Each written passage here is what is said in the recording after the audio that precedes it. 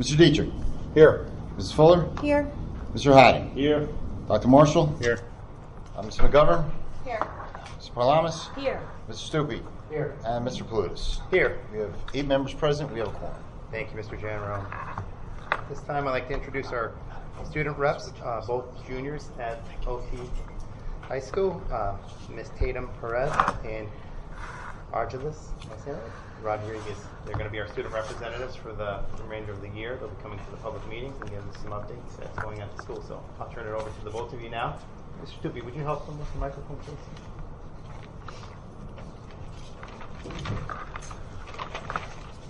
So currently at the school, we just had our first couple weeks and a lot of clubs are getting together for the first time.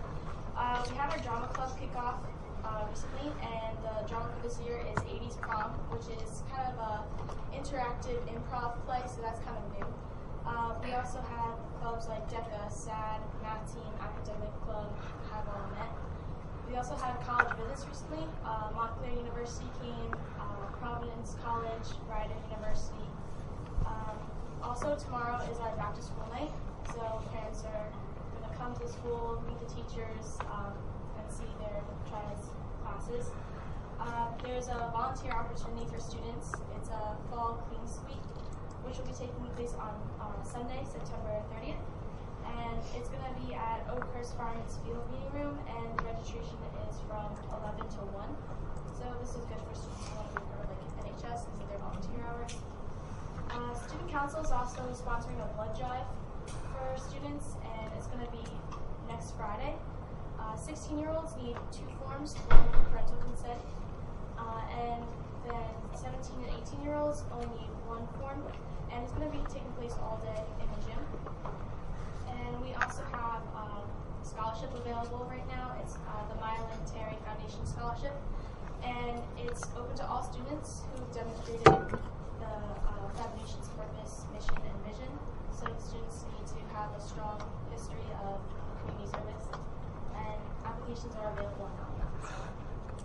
I'm going to be talking about sports, and I'm going to introduce you guys to the fall sports that we're playing. So the girls varsity field hockey has won 3 games and has lost 3 games, and they also had a tie. Their next game is on Thursday away versus Mattawan. The girls varsity tennis has won 6 times and hasn't lost yet. Their next game is tomorrow versus Homedale away. The girls varsity soccer team has won 4 times and lost 4 times. And their next game is tomorrow away versus Colts Neck. The boys varsity soccer team has won 7 times and lost only once. And their next game is tomorrow at home versus Colts Neck. The varsity football team has only won once and has lost 3 times. Their next game is Friday away versus Red Bank Regional. And the varsity gymnastics team has won 3 times and lost 0 times. And the next game is Thursday versus Manasquan.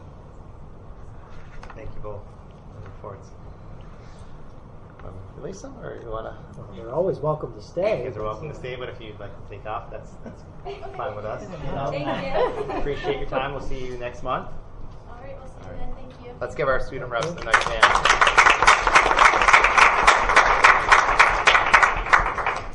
All right, Dr. Stanklitz, Superintendent's Report. All right, well, thank you. So tonight, for the Superintendent's Report, we have a couple of presentations. First up is going to be our Assistant Superintendent for Teaching and Learning, Kelly Weldon, who will be providing a presentation on our students' performance results, assessment results for the 2017-18 school year. After that, Mr. Ken Janarone and we'll be talking about our transportation presentation. So the first up will be Kelly. And so this presentation, I think we have a couple in the back, but this presentation will be available on our website tomorrow. Tomorrow, correct? yes. Okay. Tomorrow morning. So I think, I don't know if we want to Oh, the first slide, yeah. It swing might, around might be maybe? helpful to that, just do that first, right? head out. I'm not sure if there may not be any more. Probably easier to see. Where are they? It'll be on the website tomorrow morning, first thing tomorrow morning. Okay, good evening. This is a presentation of the assessment results for last school year, the 17-18 school year, and we'll go through a number of assessments, PARCC being the main one, but some of the other assessments that we give in our school we will detail out for you this evening.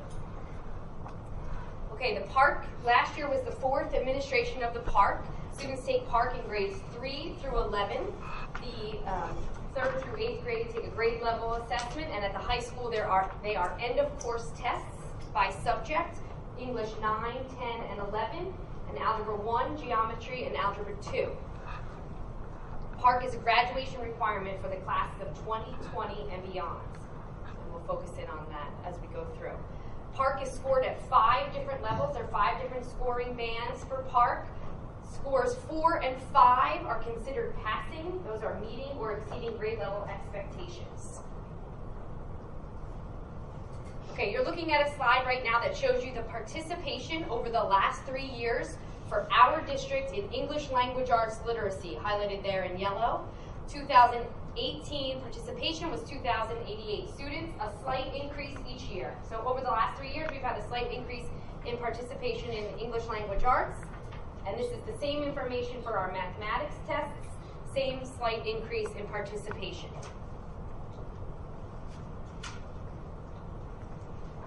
Okay, the next few slides are going to be comparative data, comparing us to ourselves over the last 3 years, and then comparing us to students across New Jersey. This can be a lot to look at, but if I focus it in for you, you're looking at the 5 different levels, level 1 through 5, over 3 years, all 3 years of each level. You want to focus in right here on these last 2 columns, which will show trends. It will show you the trend in students scoring level 1 and 2, and then the last column here is the trend in students scoring 4 and 5. These numbers are reported to you in percents, rounded. So there's been an 8% decrease in our 3rd graders earning 1s and 2s. That's good. You want to see a little bit of a negative trend here and a positive trend in students scoring 4 and 5. And again, this is for English language arts for our district over the last 3 years.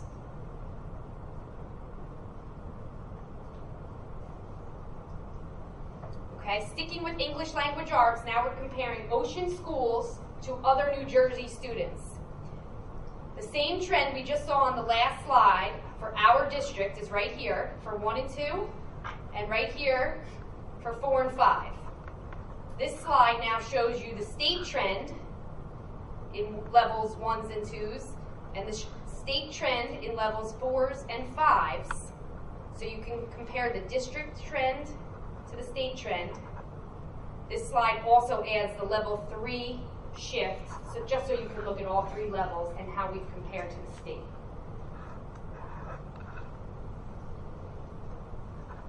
Again, this is English language arts, our students compared to the state. Okay, this slide is only 2018 data. So it's only the performance of 2018, our district compared to the state at each scoring level. So our level 1 compared to state level 1. Our level 5 compared to state level 5, and then the other scoring bands along the way. Again, these are percentage scores. And levels 4 and 5 are considered what we would consider passing, meeting or exceeding expectations.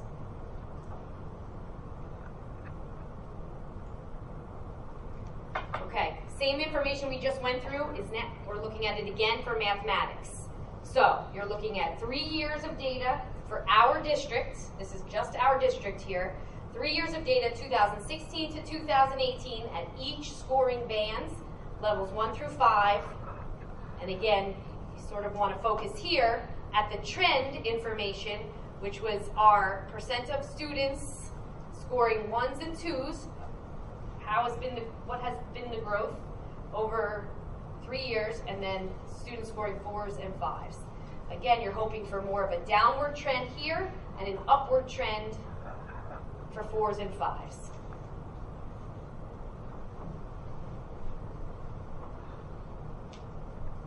Okay, comparing our trend, our district trend, to the state trend for mathematics,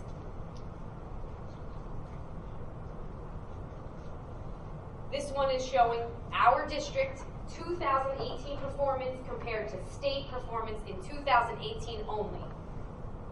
The 16-17 data is pulled off and it focuses in just on our performance last year compared to state performance. And again, these 4-5 bands is really where we try and measure our success. Okay, now we'll focus in on the elementary school performance. What you're looking at now, the next couple slides, or slides that look like this, we will show you grade level performance. We are talking about the percent of students scoring a level 4 or 5, making that passing, hitting that passing benchmark. And we will compare school to school, the district average, compare that to New Jersey, and then to other park states. The other park states are there in blue. Okay, so we have our grade 3 data in the first column, compared to each school compared to the district average of 50, state 52, park schools 41% passing. Grade 4, same thing. You see the 3 schools compared to the district average of 60, the New Jersey average of 58, park average 44. So in this case, 3rd grade slightly below the state, 4th grade above, slightly above. And this is for English language arts. This slide shows you subgroup data, how our subgroups performs. Again, this is the percentage, the numbers you see are the percentage of students scoring 4 or 5. We're looking at Hispanic, Black or African American, economically disadvantaged, students with disabilities. Those are the first 4 bars compared to the orange bar, which was the total population percent of passing. You're looking at grade 3 on the left, grade 4 on the right, and this again is for English language arts subgroup data. Okay, this is looking at a cohort of students. These are our sitting 5th graders. We're looking at how they did when they were 3rd graders to how they did as 4th graders. So we see for all 3 schools, the current 5th grade demonstrated some growth from 3rd to 4th grade in English language arts. Okay, same information we just went through in English. Now we'll look at math. Again, we have the 3 elementary schools, grade 3, grade 4, their percent of passing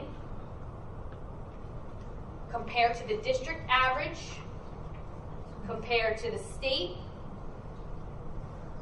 and compared to other park states. So in this case with mathematics, both 3rd grade and 4th grade, the district average above the state average.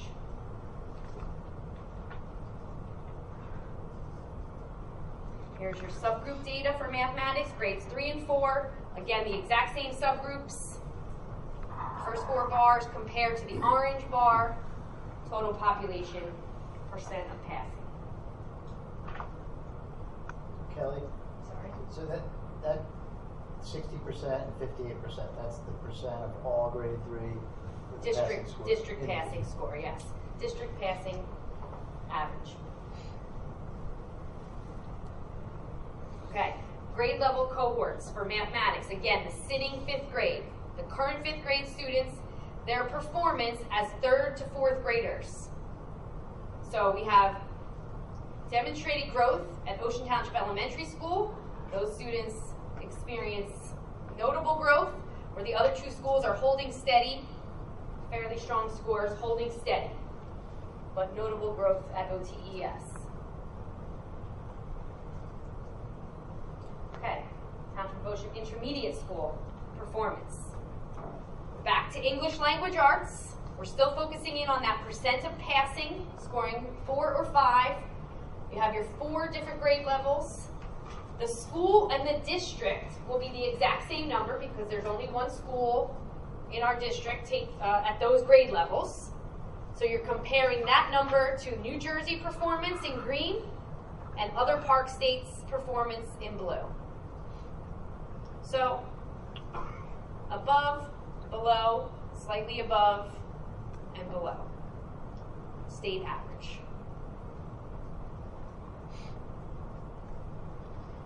Now you have 5th and 6th, this is broken out into 2 slides, so you have 5th and 6th grade subgroup data on this slide. Again, the same information we've been looking at, but this is the percent of passing for 5th and 6th grade. English language arts, and then this one shows you 7th and 8th grade. Subgroup data. English language arts. Okay, looking at a cohort of students and how they've done in English language arts over the last 2 years. Current 6th graders, from 4th to 5th grade, slight decrease, but almost holding steady there. 7th grade, slight decrease from 5th to 6th performance. Current 8th grade, slight improvement there. Notable improvement. That's looking at a cohort of students and how they've progressed over the last 2 years. Okay, same information. We're TOIS now focusing in on mathematics. Okay, on this slide, there is an additional column for Algebra 1 because some of our district students take Algebra 1 in 8th grade. So in that one column, the school average and the district average will be different because we also have students at the high school taking Algebra 1. But in the 4 other grade levels, the school average and the district average are the same. We compare that to the state average, which in this case, TOIS is above the state average in all 4 grade levels plus Algebra 1. TOIS demonstrates strong performance in Algebra 1. Every year is a strong performance. This is the first year they had 100% students earning a 4 or a 5. Here's your subgroup data for 5th grade mathematics and 6th grade mathematics.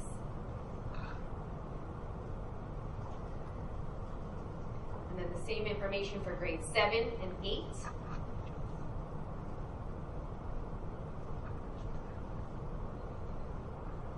And here's your cohort information. You're looking at the current 6th graders and their progress over the last 2 years. Slight increase there. 7th graders, their performance from 5th to 6th grade, also a decrease we saw in English language arts. And then 8th grade, slight increase. The current 8th grade demonstrated an increase from 6th to 7th grade. Okay, Ocean Township High School. We'll start with English language arts. Now, all 9th grade students, 9th and 10th grade students had to take the test. 11th grade students did not have to take the test, so we still are facing an opt-out culture with our upperclassmen students who don't always come to take the test or take it with the seriousness that we would hope because they have other pathways to meet their graduation requirements. So you'll see that reflected in some of the scores here. Okay, English language arts, you're comparing Ocean Township High School to the district, which is identical, one high school, same district score, to the state average, where in 9th grade we're slightly above, but in 10th and 11th grade we are below. And then comparing that to the park states, which you see there in blue.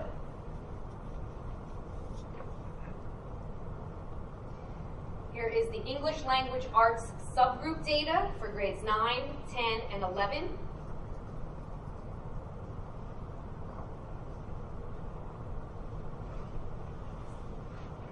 And I should mention that PARC is administered at the high school in the fall for students enrolled in courses in the fall, and then again in the spring. That data, both administrations, the fall and the spring, is combined here, and that's what you're looking at, a picture of the full year. Okay, mathematics. The math courses again are Algebra 1, Algebra 2, and Geometry. You're looking at the school average compared to the district average, which will be different in Algebra 1 because we have 2 schools in the district administering Algebra 1. Algebra 2 and Geometry, the district average will be the same as the school compared to the performance of the state and the performance of other PARC states.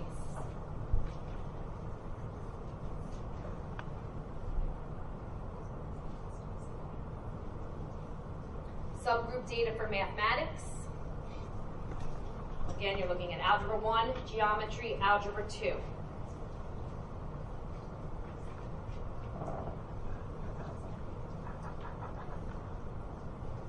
Okay, graduation requirements. The sitting seniors have multiple pathways to graduate. They can achieve a passing score on the PARCC, but they also can meet their graduation requirement through a number of other assessments. Some of those I mentioned earlier. The sitting 11th graders have the same opportunities to graduate through other means, but they must sit for all the PARCC assessments for which they're eligible. So if they were enrolled in a PARCC course during high school, they had to sit for that test. They did not have to pass the test. The sitting 10th graders and 9th graders and beyond must pass PARCC ELA 10 and PARCC Algebra 1. So the results we just looked at, the Algebra 1 students, the Algebra 1 results at the high school, the students had to pass. 10th grade, they didn't have to pass. The results we just looked at, they didn't have to pass. This year's 10th graders must pass their ELA 10 in order to graduate, unless the proposed revisions at the state level are approved. If they are approved, then this will change a little bit. But at this exact moment in time, these are the graduation requirements for our students.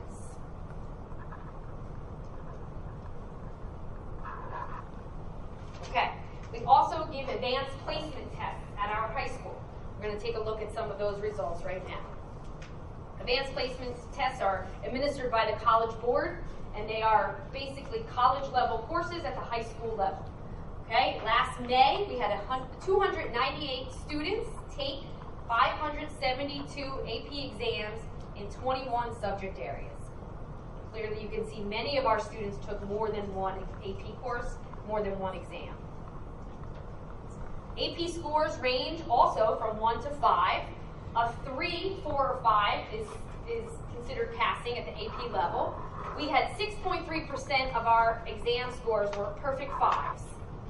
25% of our exam scores were 4s or 5s, and 50% of our exam scores were 3, 4, or 5.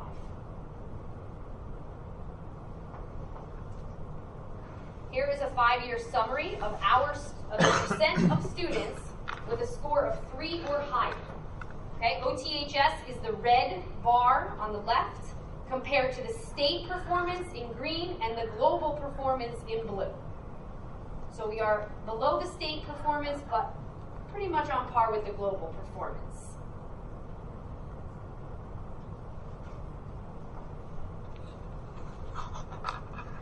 Okay, the next test we're going to look closely at here is the WIDA. The WIDA, is the Access 2.0 for ELLs. The WIDA Consortium is a group of 39 states committed to developing a system of support for English language learners. That involves curriculum, testing, and other types of professional development support for students working to acquire the English language. The WIDA Consortium develops the Access assessments. It is a test of language acquisition, and the scores range from 1 to 6. An overall score of 4.5 is what we would more or less consider passing. It makes a student eligible, possibly eligible for removal of services. It's not the only factor that would make a student eligible for removal of services, but it is one of the factors. Okay? In our district, students typically receive ELL services for approximately 2 to 3 years. And last year, we exited 50% of our students from the program. So that just gives you a basic sense of the time they spend in the program and how, what is the degree of turnover. Okay? Traditionally, students start to show success after 2 to 3 years in the program. So you'll see here, we're looking at elementary outcomes for access for ELLs.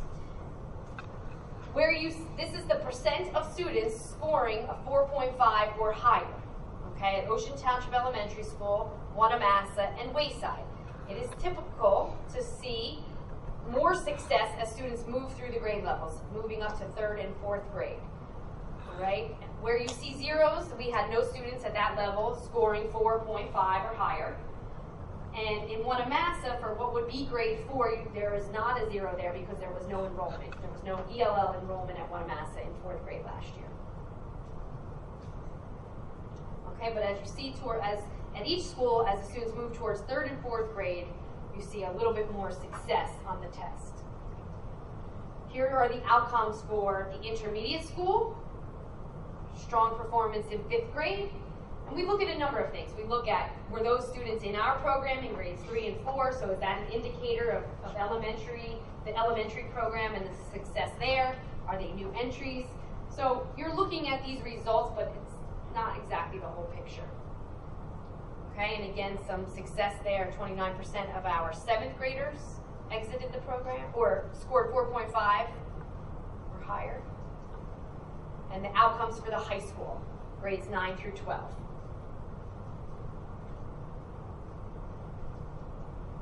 Okay, how do we use this information? So the supervisory team, the administrators, we are the first ones to receive the results, and we start digging in. We start looking at the different reports that the state releases. We look at things called evidence summaries, which break out all of the standards that we're required to teach. And we look at our performance compared to the state performance and compared to the other park states. And we see which standards are our students scoring very well at, which standards maybe are we missing the mark.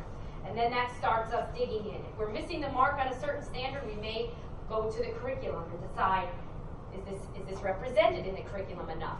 Do the teachers have what they need, the supports and the materials to teach that standard, to help the students acquire that skill? Is there a standard that we are scoring very, very strongly on, and maybe we have that too much throughout, and we can pull back a little bit on that standard and infuse more activities to teach some of the standards where we may be lagging behind. So all of those discussions start to happen at the administrative level, and then it breaks down into the department level with the teachers, and we show teachers the department scores, we show overall the grade level results, and then we drill it down even further to look at individual performances from grade to grade and cohorts of students and all of that. That information then is used to drive either curriculum rewriting. It's also used to help us write student growth objectives for all of our teachers for this current school year. And it will help us focus in on where we should be developing PD and what that should look like and what supports our teachers need. Okay? On the individual student basis, although we do not use PARCC scores right now for placement, it is not used as a determinant for placement in a level or a program. However, once a student is identified for a program or a support, their individual score report would be used to drive instruction. So in other words, if an individual student was struggling in some area, then their learning plan in that support program would be designed to meet the needs of that student. Some of those programs some of the interventions that we would put in place for students would be some of these that you see here, not limited to this list, but our basic skills program, our communications lab, our PARCC portfolio class at the high school, gifted and talented, other Title I programs, our summer bridge programs, advanced placement courses at the high school, our math lab, and our mentoring programs at all levels. So these are some of the interventions that we put in place for students as a result of their performance. Any questions? I have a couple. The first is with regards, most of them are regarding students with disabilities. Are there modifications to work? Yes. There are. Yes. So then, what is the significance of our numbers dropping so significantly at the intermediate school and at the high school level, which leads me into many of our students with disabilities their goal is to graduate high school. And without support, if it's a requirement, what are we doing to make that happen? Okay. So, by and large, they do graduate. So we are able to help them acquire the skills that they need to graduate from high school.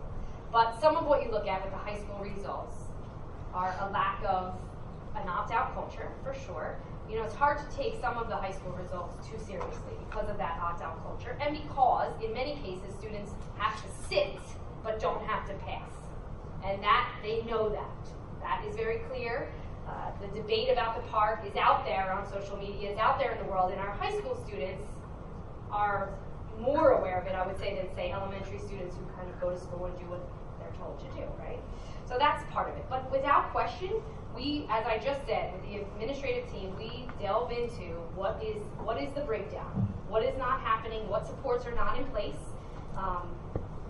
what modifications, and I look at it both ways. Sometimes I think we really have to identify, was the modification appropriate, was it necessary, or was there something missing, and we absolutely look closer at that. But we look more globally at the program, the educational program that the student is experiencing and participating in, and say, are we exactly what I said before about standards? Is the curriculum aligned to what the student is supposed to be able to perform and demonstrate acquisition of skill? Or have we not provided a rigorous enough curriculum? So we look at all of that thing, and the supervisors right now are doing that exact work in department meetings and with teachers, and looking at how do we make sure that the standards that will be assessed are appropriately taught and the students are demonstrating success in class before we even get to the test. That leads me to the last one. There was a glaring discrepancy between the elementary schools. What are we doing to support the elementary schools that are lacking behind, let's say, Lackawanna Mass? In general, you're talking about not just special ed, correct? No, correct. I'm talking about the general student. So one of the things that we have really found great success at Wayside School was the implementation of an instructional coaching model. Started it 2 years ago as a pilot. Last year we did it as a full-blown program. We have been very pleased with the success there. We were able to repurpose the position to have another instructional coach in district. We contemplated putting that person across district, but instead we decided to make that person devoted to OTES. We believe that resource, that human resource, that ongoing PD that's there every single day will have hopefully the exact same noticeable improvement that it was able to have at Wayside School. In addition to that, we do all of the other things that we're doing across the district that I just enumerated for you. You're welcome. Can you go back and show me the scores in geometry in the 10th grade language arts? It's around 74 or so. So for the geometry, does that mean it's 24%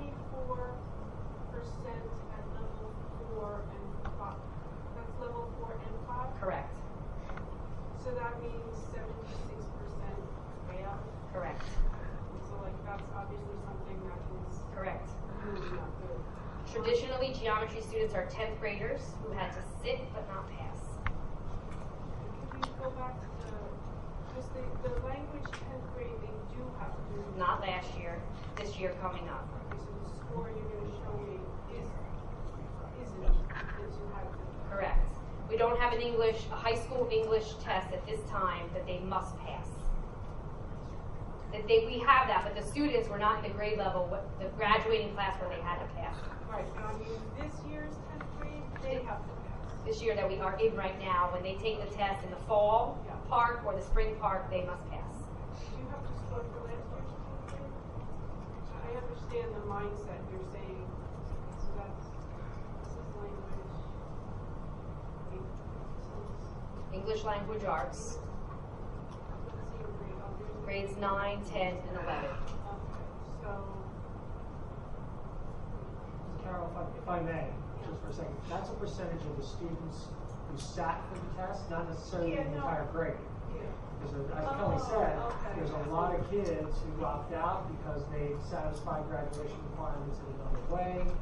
And so, you're not, that's not a picture of the whole class. That's a picture of a percentage of the kids who took it. Okay, I get that. So there's a little But bit of so then when we're here next year, then that's going to be different because now they all are going to be sitting and assuming I would nothing hope it's changes. different, yes. I mean, certainly that's the goal. I No, think you but saw I that mean- when you look at when you look at last year's 9th grade performance, where kids had to take algebra and pass that.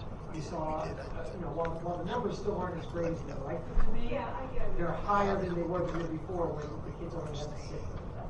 Right, so this year, these scores are of that mindset. But when we're here next year, it's going to be like algebra. They have to. Thank you. You're welcome. Right, let's make that But they'll never have to actually pass geometry, correct? As of right now, they don't have to pass geometry, which is Correct. They have to sit right. Okay, thank you. Thank you, Kelly. Appreciate it very much. Next up, Mr. Janaro. Thank you. Changing gears. Geez, I thought I always talked about numbers. Talk about transportation, some of the new things going on in our transportation department, our director of transportation, William Huff is here as well.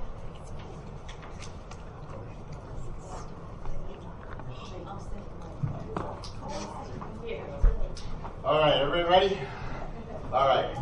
Not many numbers on my presentation, all showing a little show and tell. We'll have video show and tell. We have some props, and we even have a bus outside. Right? You do. Okay. First, I'd like to just introduce Maria Mosca. She's our Director of Transportation. Maria is an 18-year veteran of the school district, bus driver, dispatch. Now she's a supervisor the last couple of years, and she's a huge, huge help and a great person too. And we have a surprise guest.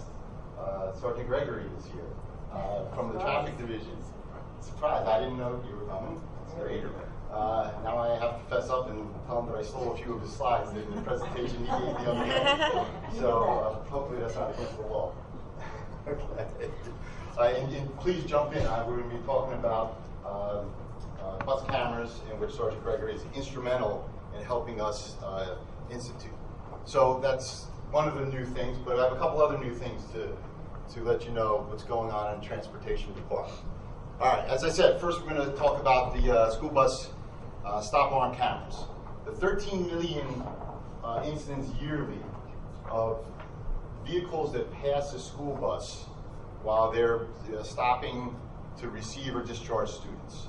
So it's a big problem, okay? And it's something a few years ago, this board, and later I'll show you a little video of Sergeant Gregory had reminded me, one of the reasons for how we had gotten on this budget initiative, and the board took the ball and ran with it as far as trying to get this instituted.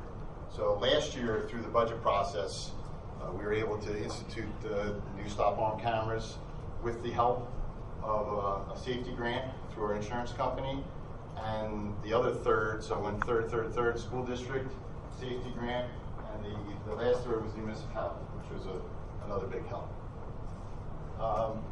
And so last year we budgeted for it, we purchased it, saved money, we had our mechanics install them. So by the end of last year, they were operational and ready to go. So now this year, well, first let's go over a little bit of the law. This is the exact law, but to summarize, like I said, within any vehicle must stop within 25 feet or before 25 feet of red lights of a school bus with the stop arm that is extended for receiving or discharging students. Okay? You'll be amazed that it doesn't always happen. Like I said, 13 million documented things that happened last year nationally. So we're gonna go over that. There is one exception, and this is on the this part of the slide where it's a divided highway, where it's not. Where if it's a divided highway, you do not have to stop. So that's one of the few exceptions.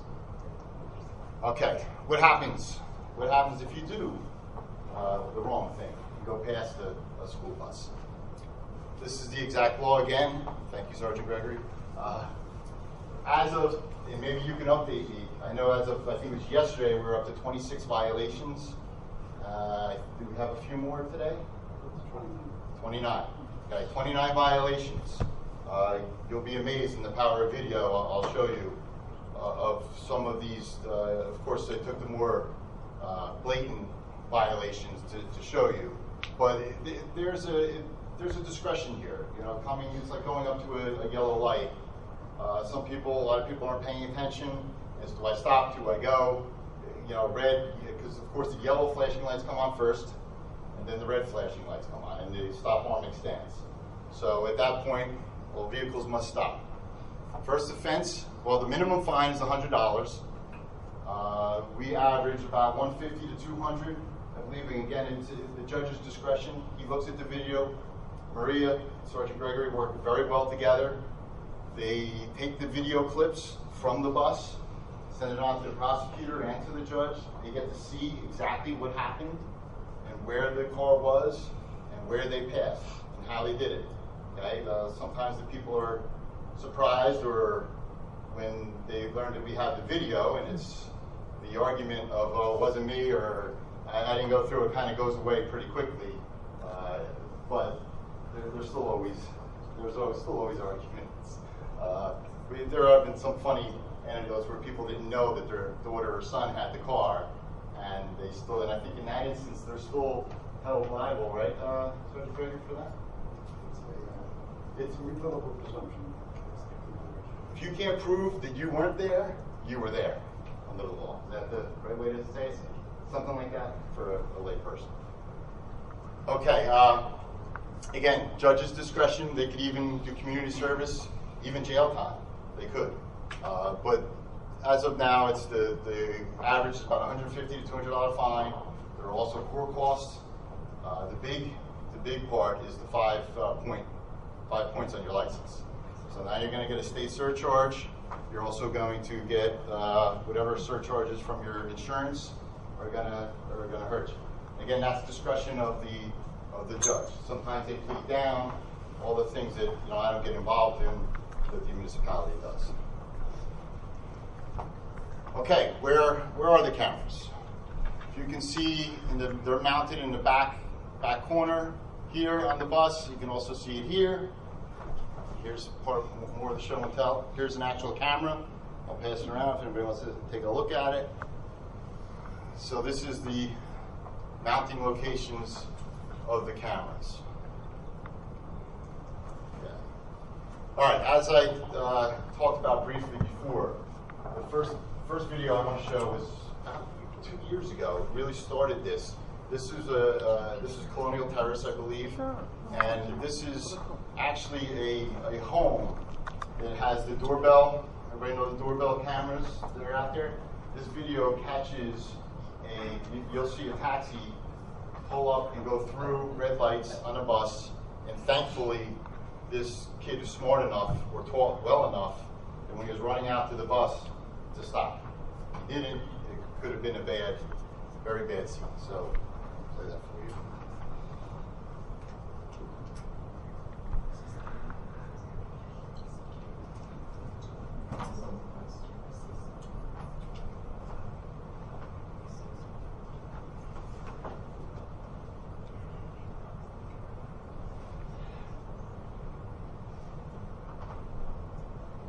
Oops. I know what that.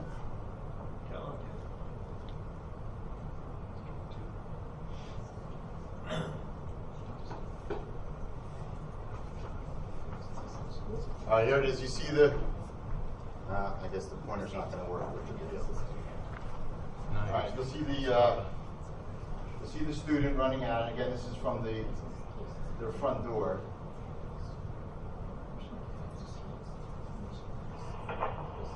You see the bus with the red lights on, and the cars behind the bus stopped. But this taxi does not stop as the student's running out and across the street to the bus. So that was one of the first videos, and this was actually a pretty good clarity from a doorbell camera that we saw. So we get into some of the things we've seen now. These are actual summonses. You see the stop arm that extends. You see the car coming. You see the car going through.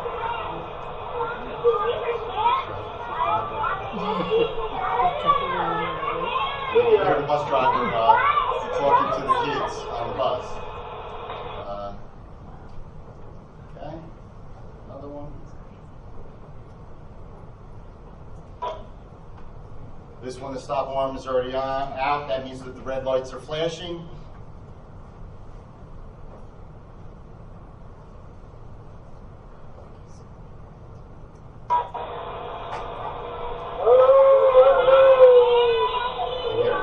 Kids, and then here comes the car, probably on their phone or something else.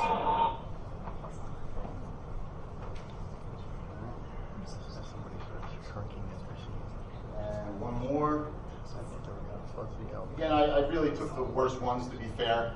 A lot of them are, you know, there's more, it's very close on some of them.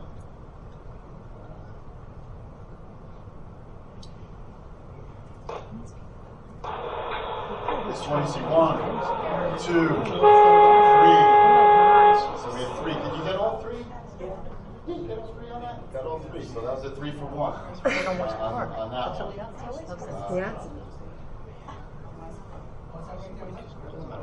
Actually, let's see that.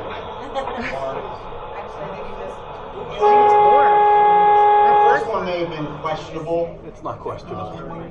None of those are questionable. Now, you know, there's some problematic areas, and when we talk a little bit later about how we would like to, some things we'd like to do with the system, there's some problematic areas, of course, of Ocean Township, West Park Avenue deal, Colonial Terrace, there's some other,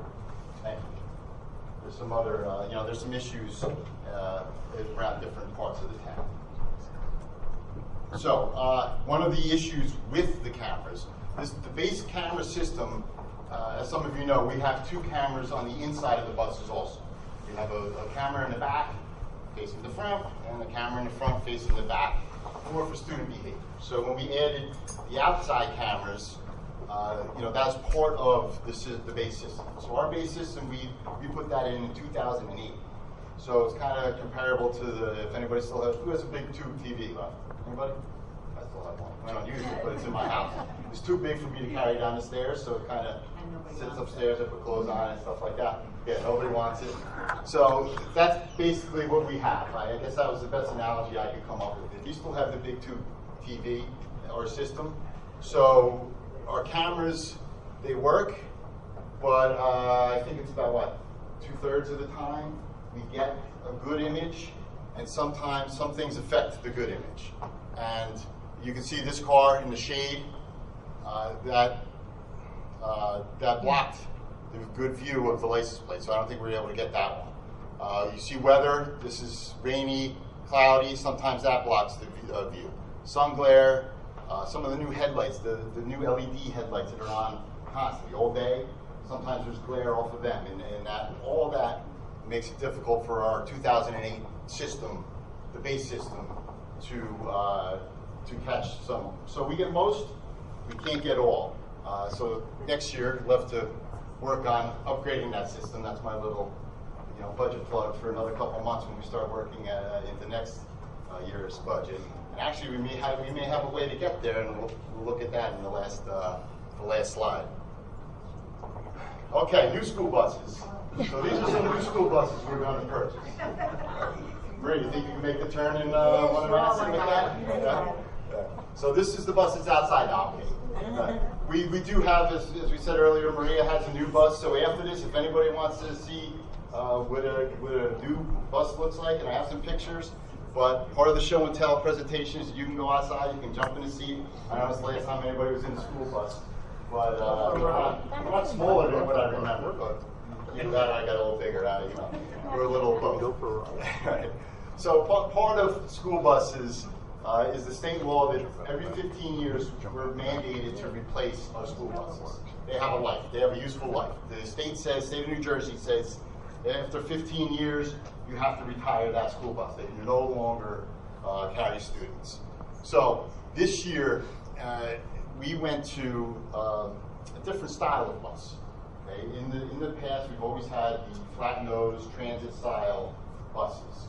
We've now gone to a slant-nosed, as you can see, style bus, where with new technology, they can be as safe as the transit-style buses. And so that's one of the reasons why we went to it.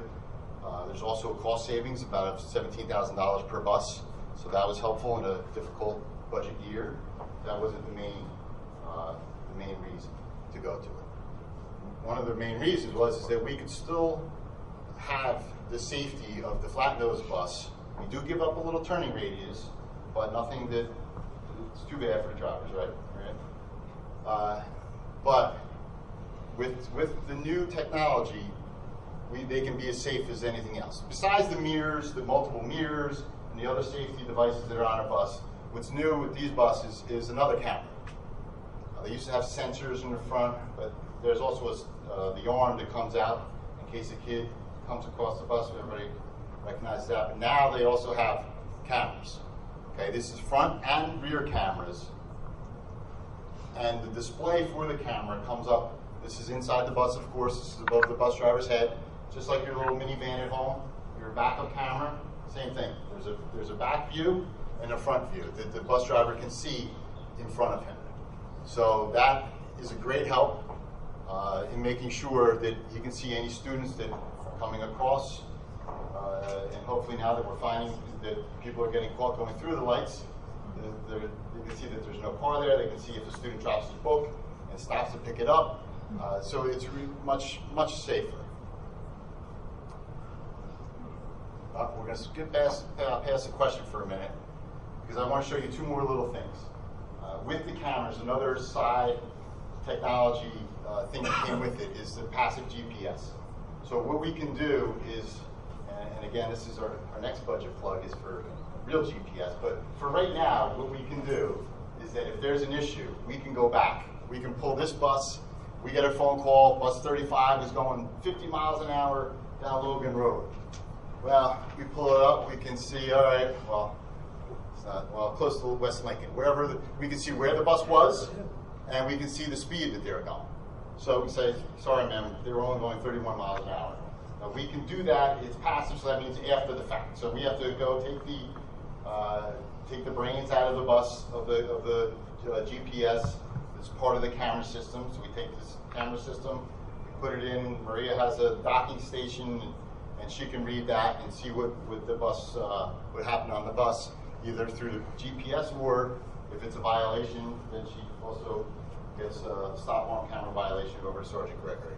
So this is something that in the future we could see where all kids are, all buses are at any time, if we were to have the real GPS. But the cost of that is pretty high right now. I'm sure it's going to keep coming down, and that's something hopefully in the future we can look at. Now, how are we going to pay for these things I keep plugging? Well, and this isn't always popular, but we have a few new bus sponsors this year where we're raising revenue through the bus, through bus advertising. And you can see the three advertisers we have this year. We have the Max Challenge, Center Stage Dance, and Soul Focus. So the gross proceeds are about $6,100 for the year. The net is just close to $6,000, a little bit below when you take out the cost of the signs. But that's something on each.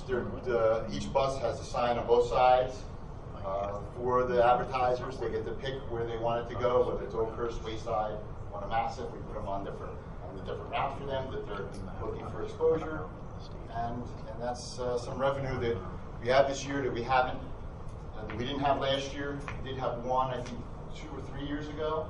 So it's something that if it takes legs, it takes legs, and maybe we can pay for a new camera system. I know Sergeant Gregory would appreciate it because it's tough trying to figure out those license plates, or even an active GPS system. Any questions on any of that? Yeah. Our out-of-state visitors who don't have front license plates, Good point. who are notoriously ignoring our buses, how do we manage that? With one camera, you are so much under what you're going to get. I've had certainly a few that keep us in the same direction as the bus.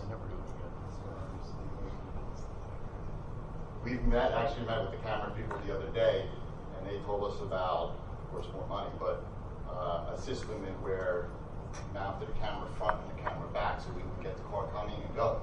But it's costing us double, so we should charge them double. We can work on that down the line. But certainly, the main cost of the unit is the DVR itself. So cameras, as far as a real cost, is certainly fairly insignificant. And if we get a fair number of those without plates, because people with fancier cars don't want to mount plates to their car and all that kind of stuff. I get it. We can move from there. So paintball guns for the drivers are out. Well, what we hope to do is to upgrade the system a little at a time, like we do many things in the district. So we're going to look at the I talked about problematic areas. We may be able to do a couple systems a year for the new buses, maybe, or the buses that have the difficult areas, and try to update them a little at a time. So we can do the base unit, and then we have to upgrade the cameras to HD cameras. I don't know that we need them HD cameras inside the bus yet, because our administrators are so good at shaking down the kids and getting them to find out their friends or confess. That as long as we can see who they are, but we don't have to see. With these cameras, you can see how much acne you can have, things like that. So that's for the future. Does the 15-year rule apply to these special education buses, the handicap buses? Yes, but many times they do not make it to 15 years. The big buses average 90, 100,000, 80 to 100, depending on the route. The smaller buses average closer to 200,000. So many times we look at them at the 12-year mark, because that's where the law used to be 12, it was extended to 15. So at the 12-year mark, we look at it, we do a cost-benefit analysis. Our mechanics look at it and say, well, how much have we put in? Are we going to keep putting in good money after bad, like you would do with your car or my car, anyone's car that's that old and has over 200,000 miles on it. They could even have more than 200,000, depending on how far they're going every day. So that's part of it. That's a more decision making than have to do it. And what about our requirement as the regulations change for ADA? I noticed some of the buses, the steps are higher. Some of the buses, the handrails are different. Like my son, who has a significant gross motor planning issue, has a hard time on some buses. If his bus is in the shop and they switch him, he can't walk down the steps. So are we required to change according to the standards as they change? The manufacturers are required, and that's a good point. If we have an old bus, I wrote it down, but I forgot to bring it up.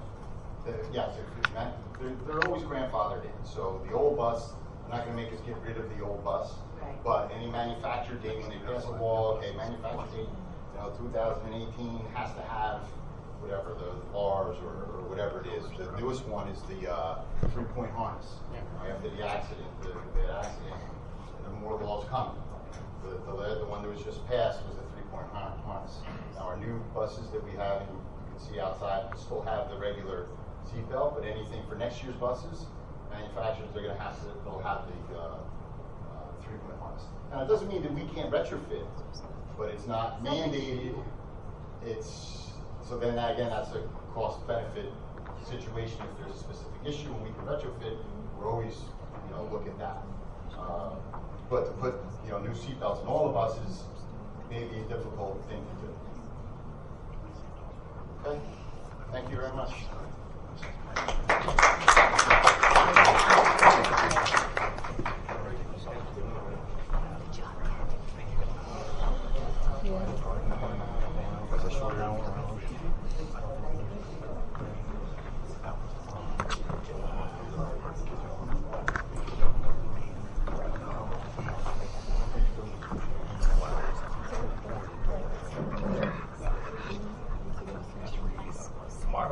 You want the lights?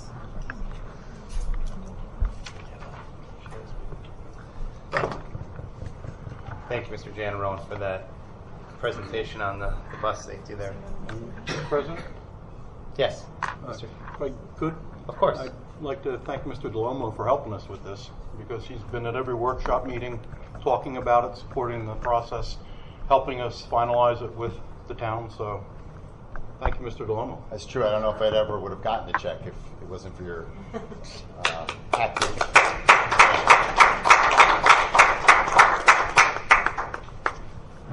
Board thanks you, Mr. DeLomo, for that help there. And I appreciate the presentation, Mr. Janarone. I think it was informative to the public, and honestly, I was surprised the number of tickets we had, because we just installed those cameras, and it's kind of troubling that we had that many violations in the township. So hopefully it reduces and we get the word out to the public that we are, cracking down on it with the Bush Township Police Department. But, it's very troubling. But thank you very much for that. All right, continuing on our regular scheduled board meeting. announcement. Following are a series of motions to be read by the committee chairpersons. All motions have been discussed at a recent public work session. Some motions have been approved at a public work session, and the minutes for the approved items are on the back table. All motions are posted on the bulletin board in the rear of the auditorium, along with reference lists and attachments. At this point in the meeting, we will now conduct the first of 2 public comment sessions. The first session will be open for the public comments on agenda items only. The second session will be at the end of the meeting and can be on any topic. Would anyone at this time from the public like to make a comment on any agenda items only? All right, thank you. Moving on for action items. Madam Vice President, approval of minutes, please. Yes, I'd like to make a motion to approve meeting minutes dated September 4th for work and executive session minutes. Do I have a second? Second. Mr. Janarone? And I'm sorry, that was with Oh, we had the previous correction. There was a correction, yes. Okay, I'm sorry, the second was Fuller. Okay. Mr. Dietrich? Yes. Oh, actually, we can do all in favor. Yeah. All in favor? Aye. Aye. Anyone opposed? Any abstentions? Motion carries. Thank you. Second action item is the approval of bills. Mrs. Fuller? Thank you, Mr. President. I move for the approval of the following paid items as detailed below, which total $7,245,183.64. Do I have a second? Second. Mr. General? Okay, Mr. Dietrich? Yes.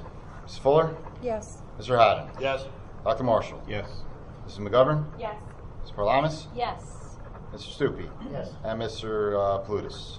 Yes. Okay, the motion carries. Thank you very much. Financial Management and Resource Services. Mrs. McGovern. Yes, thank you. I have 8 items this evening. Number 1, the following resolution certifies that the budget balances at the end of August were adequate to pay all remaining obligations of the 2018-19 school year, that account groupings required by the state have adequate balances. The board is also certifying that the independent reports of the treasurer and the business office are in agreement. Number 2, the following motion is to transfer monies from one account in the budget to another and provide the adequate balances referred to in the first motion. Number 3, I move to approve the following security drills for the month of August 2018 as listed. Number 4, I move to approve the agreement with the Monmouth County Vocational School District to accept Township of Ocean students in the following programs for the 18-19 school year as listed. Number 5, I move to approve the sale of surplus property no longer needed for public use through GovDeals online auctioning. Surplus property to be sold will include retired school buses, maintenance ground vehicles and equipment, and outdated technology equipment. The surplus property shall be sold in as-is condition without express or implied warranties. The board reserves the right to accept or reject any bid submitted. Please check the website www.oceanschools.org for details on availability. Number 6, I move to approve the renewal of the shared service agreement with the County of Monmouth effective October 1st, 2018 through September 30th, 2023 as listed. Number 7, I move to approve the purchase of a Turbo Air 10.6 cubic foot open display refrigerator from Monmouth Regional High School in the amount of $1 for the Township of Ocean Intermediate School Food Service Program. And number 8, I move to approve the use of facilities according to the attached lists August 28th, 2018. That should actually be, and September 25th, 2018. There's 2, not August. That's right. Excuse me. Both of them, so I move to approve the use of facilities according to the attached list dated September 25th, 2018. May I please have a second? Second. Mr. General? Okay, Mr. Dietrich? Yes. Mrs. Fuller? Yes. Mr. Haddon? Yes. Dr. Marshall? Yes. Mrs. McGovern? Yes. Mr. Parlamas? Yes. Mr. Stupi? Yes. And Mr. Palutis? Yes. Okay, the motion is carried. Thank you very much. Planning and Construction, Mr. Haddon.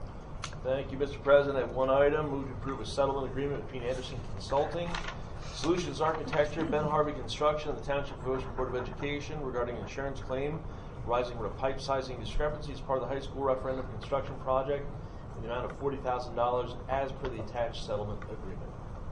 Can I get a second? Second. Mr. General. Mr. Dietrich? Yes. Mrs. Fuller? Yes. Mr. Haddon? Yes. Dr. Marshall? Yes. Mrs. McGovern? Yes. Mr. Parlamas? Yes. Mr. Stupi? Yes. And Mr. Palutis? Yes. Okay, the motion carries. Thank you very much. Instruction, education, and student activities, Dr. Marshall. Thank you, Mr. Plutus. I have 10 items this evening. Item number 1 is a motion to approve revisions to out-of-district tuition for the 2018 extended school year program in accordance with the attached memos dated September 6th and 13th. Item 2 is a motion to approve an addendum to out-of-district tuition for the 2018 extended school year program in accordance with the attached memo dated September 5th, 2018. Item 3 is a motion to approve a revision to out-of-district private tuition for the 2017-18 school year in accordance with the attached memo dated September 5th, 2018. Item 4 is a motion to approve a revision to out-of-district tuition for 2018-19 school year in accordance with the attached memo dated September 6th, 2018. And item number 5 is an addendum, a motion to approve an addendum to an out-of-district private tuition for 2018-19 school year in accordance with the attached memos dated September 5th and 13th. Item 6 is a motion to approve the attached memos dated September 20th regarding staff professional development activities. Item 7 is a motion to approve the delayed opening schedule for the PSAT testing in accordance with the attached memo dated September 2018. Item number 8 is a motion to approve the following 2 trip requests. Trip number 1 is for middle and high school students. Destination is West Long Branch to attend a student leadership conference. Trip number 2 is for the high school band students to travel to Pennsylvania for the purpose of a collegiate marching band festival. At no cost to the district. Item number 9 is a motion to approve student observers for the 2018-19 school year. And item number 10 is a motion to approve the acceptance of the Career Pathways Grant for year 3, 2018-19 school year. Can I have a second, please? Second. Mr. Channery? Mr. Dietrich? Yes. Ms. Fuller? Yes. Mr. Haddon? Yes. Dr. Marshall? Yes to all items except number 9, from which I recuse myself regarding Monmouth University. Ms. McGovern? Yes. Ms. Parlamas? Yes. Mr. Stupi? Yes. And Mr. Plutus? Yes. Okay, all the motions carried. Thank you very much. Negotiations, Mr. Haddon. Thank you, Mr. President. I have no report tonight. Thank you very much. Personnel, Mrs. Parlamas. Yes, Mr. Palutis, I have 28 motions this evening. First, I'd like to move to approve the following retirements: William Lauer, bus driver transportation, and Robert Messino, bus driver transportation. Number 2, I'd like to move to approve a revision to an unpaid family leave of absence for Leslie Kelly, elementary teacher at the Wayside School, to reflect a later start date to the leave. Number 3, I'd like to move to approve a revision to an unpaid family leave of absence for Ronald Williamson, maintenance department, to reflect an earlier return to work date, September 10th, 2018. Number 4, I'd like to move to approve a revision to an unpaid family leave of absence for Christine Petro, special ed teacher at Ocean Township High School. Number 5, I'd like to move to approve a revision to a maternity leave of absence for Andrea Sarles, guidance counselor at the high school, to reflect an earlier start to the leave, October 3rd, 2018. Number 6, I'd like to move to approve an unpaid family leave of absence for Lindsay Goldberg, special ed teacher part-time for the intermediate school beginning November 13th through February 12th, 2019. Number 7, I'd like to move to approve the resignations of the following club advisors as listed. Number 8, I'd like to move to approve revisions to the stipends for Chelsea Gower and Lynette Worthwine, drama directors co-advisors at the high school. Number 9, I'd like to move to approve Devin Ribsam and Kyle Titmus as lighting technical managers co-advisors for the upcoming school year. Number 10, I'd like to move to approve fitness center supervisors at the high school as listed. Number 11, I'd like to move to approve Greg Colon, business ed teacher, to be supervisor for the SAT test center at the high school. Number 12, I'd like to move to approve winter coaches as listed. Number 13, I'd like to move to approve Algiza Dante and Pamela Siciliano as teachers for the after-school help and homework center at the high school. Number 14, I'd like to move to approve Karen Dunn and David Schwartz as after-school detention teachers at the high school. Number 15, I'd like to move to approve the following teachers to provide instructional services as part of the Skills for Success clubs at the intermediate school. Number 16, I'd like to move to approve John Kelsey and Lauren Mount as teachers for the after-school detention program at the intermediate school 5th grade. Number 17, I'd like to move to approve Jennifer Marks and Jeff Wilderotter as teachers for the after-school detention program at the intermediate school, grades 6 through 8. Number 18, I'd like to move to approve that revised contracts be issued to Loretta Rumsey, instructional assistant at Wayside, Deborah Schultz, instructional assistant at Wayside, Gia Modestino, special ed teacher at the intermediate school, Casey O'Connor, guidance counselor at the high school, Gordon Miller, bus driver transportation, 2 instructional assistant bus aide, Jenny Nolasco, custodian at the intermediate school to night custodian in charge at the intermediate school, William Senk, maintenance worker district-wide to district worker foreman district-wide, Daryl Dunn, custodian, Ocean Township High School, and Jason Francis, custodian 1, Wanamassa Elementary. Number 19, I'd like to move to approve Sandra Kelly, Marlene Larkin, Mary Maggs, and Ashley Oberson as teachers for the after-school help and homework clubs at the Ocean Township Elementary School. Number 20, I'd like to move to approve Marianne Holmes, Joseph Lang, Christine Roventini, and Gilbert Unger as substitute teachers for the after-school help and homework clubs at OTES. Number 11, I'd like to move to approve that contracts be issued to Jennifer Black, special ed teacher part-time at Wanamassa, Christina Perino, special ed teacher part-time at the intermediate school, Daniel Klim, art teacher at the high school, Angela Raghib, school psychologist at Wanamassa School. Number 22, I'd like to move to approve the following as playground aides as listed. Number 23, I'd like to move to approve Muriel Papa, an instructional assistant to provide aid support to a high school student with disabilities participating on the cross-country team. Number 24, I'd like to move to approve Marianne Rogers, an instructional assistant to provide aid support to a high school student with disabilities participating in chorus.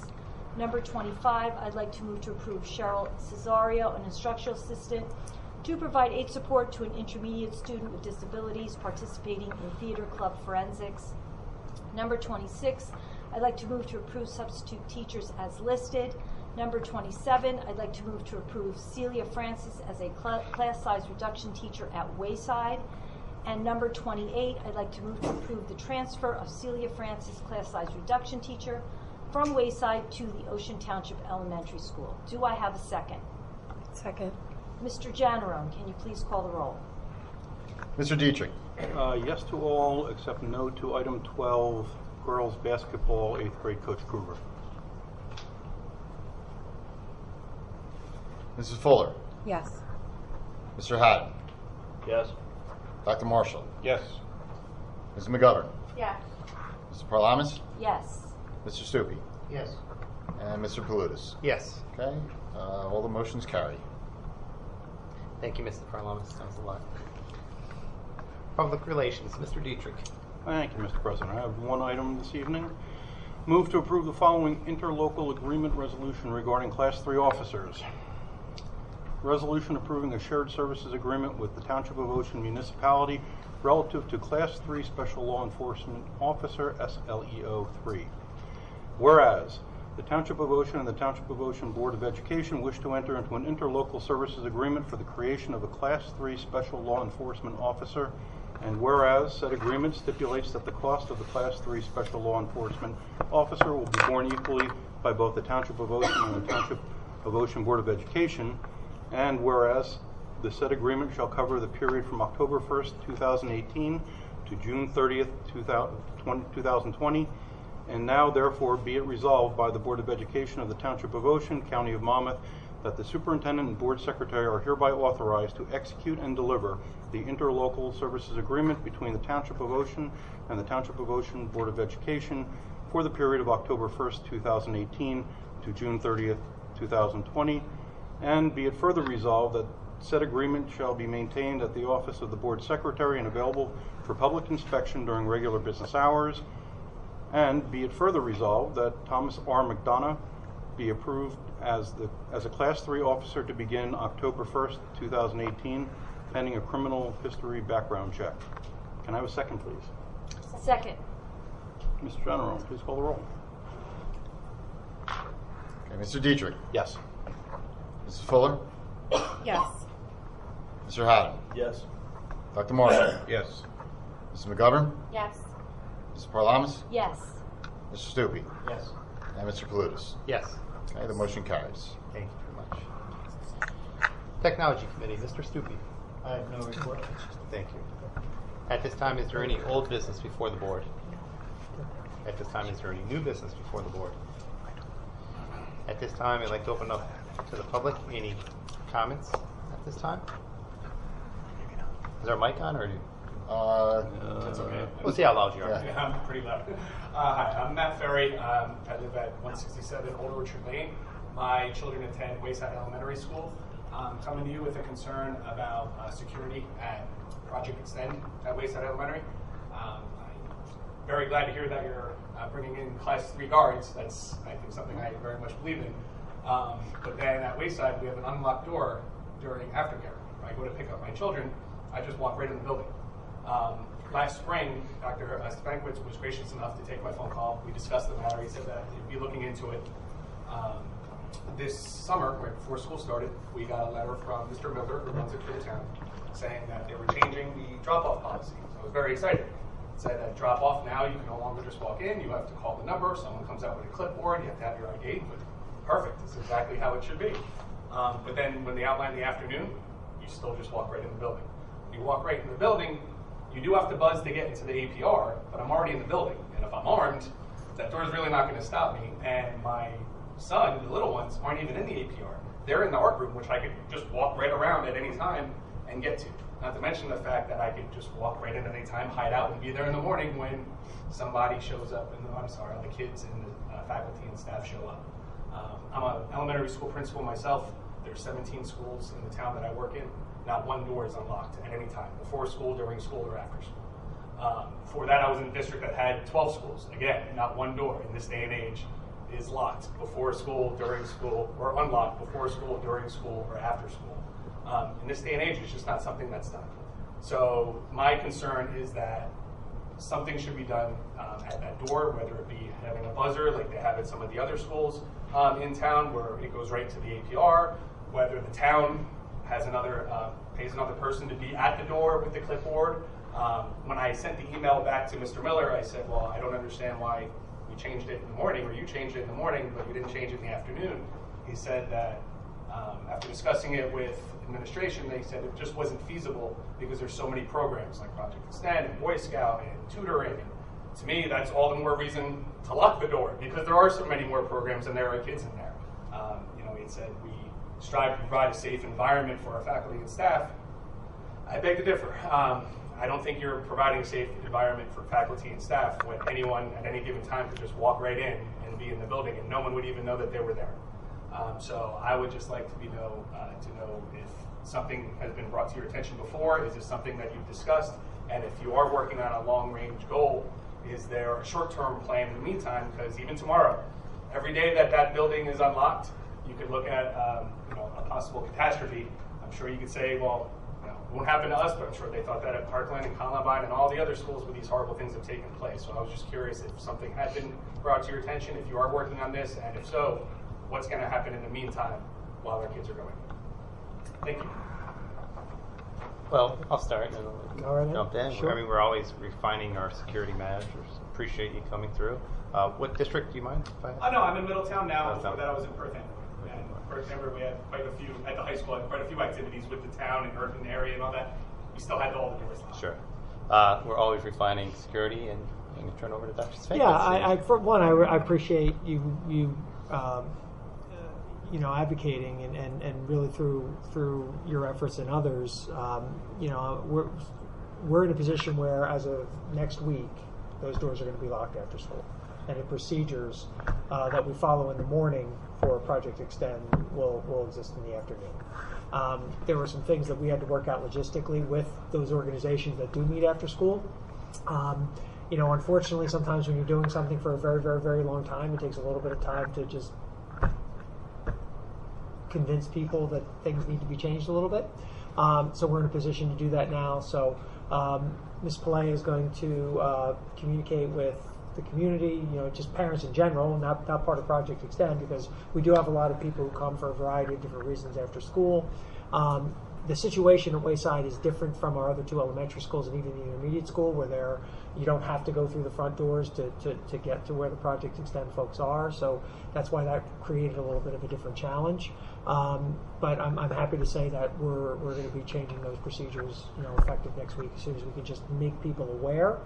And in the meantime, people are there. So in the afternoon. So it's not as if you were to walk in, there's no one there to address you and to acknowledge that you're there. The procedures will still be the same if the kids are outside of Project Extend, where they're picked up on the side. But if they're inside, they're going to have to follow the same procedures as they do in the morning. Well, I appreciate you acting so quickly on that and looking into it. I know we discussed it before, and I appreciate you taking my phone call all day. Same thing, my school had the door propped open when I first got there last year, and I went and said, no. Right, it's unfortunately only as good as sometimes the day that, as you said, one propped open, one this, one that. But the key is to have the procedures in place and consistency throughout. And ideally, would have loved to have started the year with that. I think some of the conversations regarding Class 3s in some ways became a little bit of a different priority from that. Always paying attention to the Wayside situation. We have other situations around the district that we're still investigating of how we can clean up and do it a little bit better. So I thank you. I appreciate your efforts in bringing some of these things to our attention, and I'm happy to say that starting next week we'll be at that place. Thank you much. Thank you. Thanks for coming. Appreciate it. Any other public comment at this time? Johanna Castellano. I have two children, both at the intermediate school. My question is about the paperwork that's available here at the meetings. There is normally not enough for any of the adults who come, and sometimes there's not enough for the administrators who come or other teachers who come. I'm aware that forms are made available for different organizations for the town that are government-wide, like municipal information, et cetera, that kind of thing, that whole general area. But it is not available for the school board, and I spent 2 days, yesterday and today, desperately trying to find the forms so that I would not take the forms this evening and I would have it in front of me so I could put it together, so I could follow the very fast speaking, because all of you know what is going to be said and you all know exactly which papers to look at. So can they please be posted when they are done, because they have to be printed, which means the copies are done. So can they please be posted so those of us who attend or want the information up front can have it, so we can walk in having already had time to see what may or may not be presented, so that it can be an even more informative meeting for those of us who are able to come and want to be a part of it. And can it be done basically immediately, so that it doesn't happen again? And I say that with complete respect, but I say it straight out because that's the kind of person I am, and all the administrators know that. So I might as well share it with you folks too, because you've seen me before. Okay, so thank you very much. Thank you very much. I'm not following. You, Mike, I'm sorry, I didn't print it. the agenda is posted on the website. It's online on Monday, right? The agenda. Sunday at midnight Sunday night. The agenda is posted, and then the minutes are also. The agenda is there, but I was unable to pull the paperwork that I can pull. Oh, the here. attachments? You cannot pull it. You cannot pull it so that someone who walks in can get it. You know what? I can show you if you call me or after. Or I can after the meeting. I can show you on my computer how to do it. How to do it? Yeah, Well, absolutely. that's fine, because obviously it's not very, very clear for some of us. Sometimes if you're not familiar with it, you just have to kind of get used to where things are. All right, But I can show you right after. Because if it is there, please make it available so that all of us who come can follow that Yeah, is it's what's available. going on. It's just a matter of understanding how to do it. That'd be great. We as a group have tried to go to paperless, I so love that. we obviously don't want to print 100 copies and find 10 people come and kill a couple trees, but we can show you how to get to it online. It's on, by the time you wake up Monday morning, it's there. So it gives you basically all But Monday it'll and be here, Tuesday. But it needs to be available for the meetings. Well, we all have it available. It's electronic. Right. We don't have paper. It's on here. I understand that. Okay. So if it's available, that would be wonderful. talk right Thank after. you very, very much. That would be very, very helpful. Thank you so much.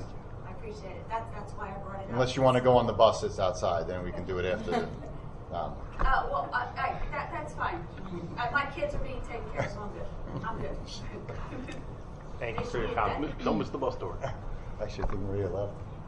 Oh. With the bus. Oh, don't promise what we can't deliver, Ken. Nice job. Sorry, I didn't realize. How's everyone doing? My name is Michael Riley. I am at 700 Carroll Avenue over in Oakhurst. I'm also the president of TOEA here in Ocean Township. I just want to make a little bit of an amendment to the to Mr. Haddon's negotiations report and add a couple of details. Right now, the staff is working under the terms of an expired contract. We've tried diligently with the board to reach an agreement all last year and then over the summer as well. We just simply couldn't quite pull that off, unfortunately. So what that means is we're now in mediation where state arbitrators come in and they're trying to help us reach an agreement. Although we're working under the terms of an expired contract, we are still far exceeding the requirements of that contract. You still have the teachers coming in early and staying late. You still have them working at nights. You still have them working on the weekends. You still have them coming to back to school night, although that is not a contractual obligation. We understand that we just simply do that because that's what we do. It's part of what we feel we should do, and we will continue to do that, hopefully, and reach an agreement quickly. Right now, the biggest problem in facing teachers across the state is Chapter 78, which is simply our contributions into our insurance plans. And I know the difficulties of running a district. You know, it's a huge financial obligation, but the unfortunate reality is you have teachers across the state losing money every single year because of their contributions into the offices.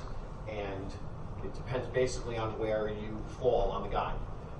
Contributions very often completely devour any salary increase, and if you're at the top like myself, what that means is that your increase doesn't even begin to come up to the cost of your insurance, and as a result, you actually make less every single year.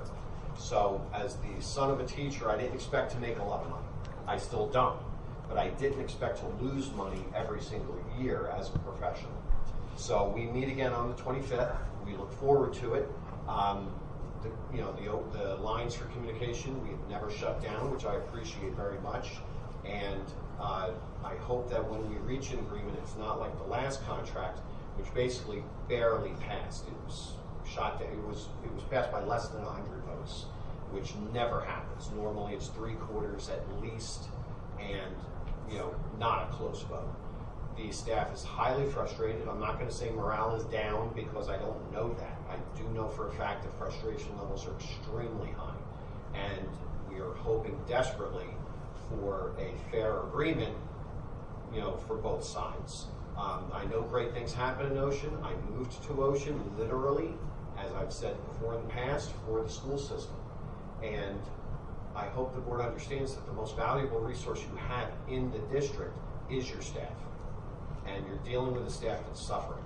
And I hope very much that we can end the pain a little bit and move on to a better year. Thanks very much. Any other comments at this time? Do I have a motion to adjourn? Motion. And I have a second. Second. Could we figure out? I think I mentioned to Jim. I think we talked about it before. Can we figure out a way to just project the agenda from board docs onto the screen so that people can follow along? Sure. I mean, it wouldn't have the attachments, but it's like just so someone could follow along on the agenda. Right Perhaps now, if we could post the agenda. Or project the agenda. Project the agenda on the screen.